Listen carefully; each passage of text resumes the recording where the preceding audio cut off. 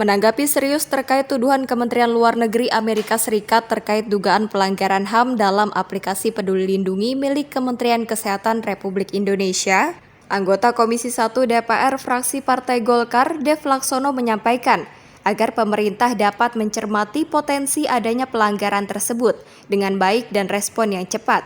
Menurut Dev, tak hanya di Indonesia saja, pelanggaran HAM juga kerap terjadi di negara-negara lain, berdasarkan data yang dikumpulkan dalam platform digital yang tersebar melalui sosial media, baik itu untuk kepentingan individu maupun kepentingan negara. Karena itu, Dev pun meminta permasalahan ini tidak dikait-kaitkan dengan situasi Ukraina dan Rusia, lantaran Indonesia tegas menolak terjadinya pertempuran antara pihak manapun. Ia juga ingin pemerintah Indonesia dapat mengambil sikap yang bijaksana terkait kehadiran Rusia dalam kegiatan G20 di Indonesia yang akan dilaksanakan dalam waktu dekat.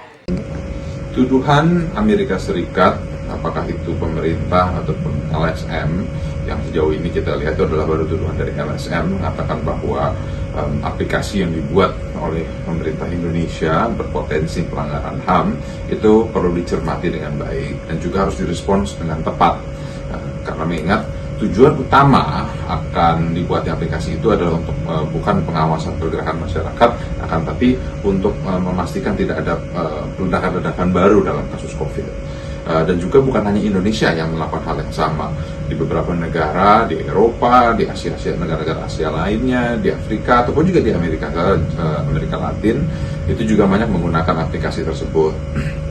Nah, kalau dikatakan data bocor, banyak penyimpan data yang juga kebocoran ataupun juga membocorkan data-datanya.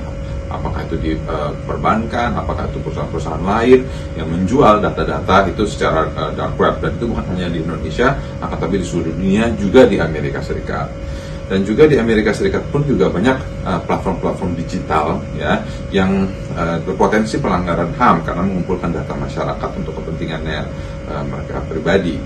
Khususnya dalam hal ini adalah media-media sosial seperti Facebook, Instagram, Twitter yang juga mengumpulkan data-data pribadi masyarakat untuk kepentingan individu ataupun kepentingan ekonomi mereka. Dan jangan sampai permasalahan ini dikait-kaitkan ya, atau dibuat-buatkan, bahkan dibesar-besarkan dengan situasi Ukraina dan Rusia.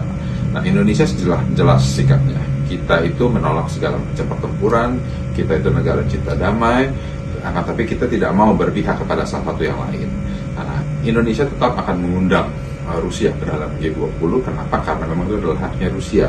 Indonesia jangan sampai kita ini dibully menggunakan hal-hal yang tidak penting, hal-hal yang tidak jelas bahkan untuk mendorong kepentingan ataupun sikap-sikap kebijakan politiknya Amerika ya, di dalam luar negeri. Maka itu ini harus kita sikapi dengan jelas, kita sikapi dengan tegas, dan juga harus ada penjelasan yang benar-benar secara detail menjawab akan tuduhan-tuduhan yang tidak beralasan tersebut. Dari Jakarta, Sri Dewi Andayani, Galuh Anggara melaporkan untuk Sinpo TV.